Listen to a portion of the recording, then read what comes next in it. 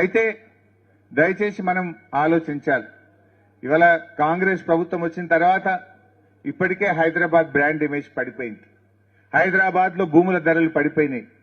ఎక్కడ చూసినా కూడా అంతా దోపిడి మోపైంది.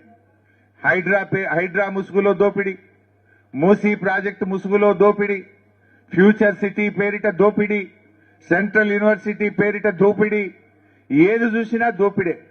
ఇవాళ నువ్వు చేసిందేం లేదు, కూల్చిందే ఎక్కువ. హైదరాబాద్ లో నువ్వు చేసిందేమన్నా ఉందంటే కూల్చివేతలే తప్ప, ఇవాళ నువ్వు కబ్జాలు తప్ప నువ్వు చేసిందైతే ఏమీ లేదు. ఈరోజు మీరందరూ కూడా, మా సుధీర్ అన్న, మా సబితక్క, కృష్ణారావు గారు, మేమందరం కూడా మీ దగ్గరికి వచ్చింది మీకు భరోసా ఇవ్వడానికి వచ్చాం. ప్రభుత్వాన్ని కూడా మేము ఈరోజు డిమాండ్ చేస్తా ఉన్నాం, ఇక్కడి నుంచి బేషిజాలొద్దు, పంతాలకు పట్టింపులకు పోకండి. ఈ ఎంపీఆర్ అపార్ట్మెంట్ లో ఉండే వాళ్ళకి ఇచ్చిన నోటీసులను బేషరతుగా ఉపసంహరించుకోవాలని ఈ ప్రభుత్వాన్ని మేము డిమాండ్ చేస్తా ఉన్నాం. మీరు పంతాలు పట్టింపులు కాదు, ప్రజలు ముఖ్యం, ఈ రాష్ట్రం ముఖ్యం, ఈ హైదరాబాద్ నగరం ముఖ్యం. మేము బీఆర్ఎస్ పార్టీగా కూడా రాజకీయాలకు మేము మాట్లాడతలేం, ప్రజల కోసం మాట్లాడుతున్నాం, ఈ హైదరాబాద్ కోసం మాట్లాడుతున్నాం.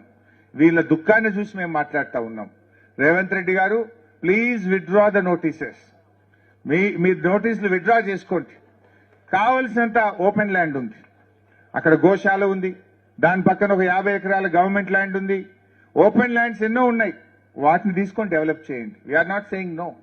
ఇండ్లు కూల్చకండి, అపార్ట్మెంట్లు కూల్చకండి, బతుకులు కూల్చకండి. జీవితాంతం ఒక కళ ఇది. మరి వాళ్ళ పరిస్థితి ఏమైంది? నువ్వేదో టీడీఆర్లు ఇస్తా అంటున్నావు. నీ టీడీఆర్ ఎవరికి ఏం చేసుకోవాలి? నాలుక గిరడానికి కూడా పనికిరాదు. నీ టీడీఆర్లు ఏం చేసుకోవాలి? నువ్వు ఇచ్చే పైసలతోని ఎక్కడ పోతారు, ఎక్కడ కొనుక్కుంటారు?